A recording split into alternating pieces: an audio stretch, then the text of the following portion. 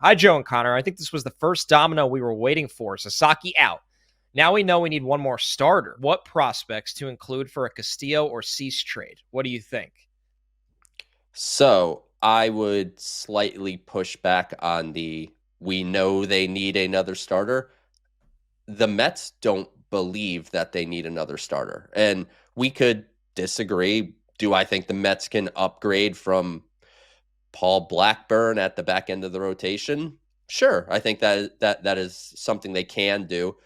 What I have said on this show ever since the Mets signed Sean Manaea back and seemingly, filled the rotation with Kodai Senga and Sean Manaea and Frankie Montas. And no matter how hard people try, Clay Holmes is a starting pitcher and David Peterson.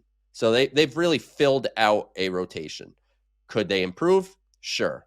Do I think David Stearns is willing to be opportunistic? Sure. I think that's something that'll always be in his DNA. But when you think about Luis Castillo, if he is someone that was going to be traded, don't you think he would have been traded by now? Like we are That was deep our into thought. January. Dylan Cease is a unique case a little bit because we're talking about the uncertainty at the ownership level with the Padres, and they may be the team that ends up with Roki Sasaki. So if they end up with Sasaki, are they maybe a little more willing to budge on a Cease trade? The other side of that coin is if they bring in Sasaki, won't they just try to win? And having Dylan Cease would help towards that. So I don't know that a starting pitcher addition is coming.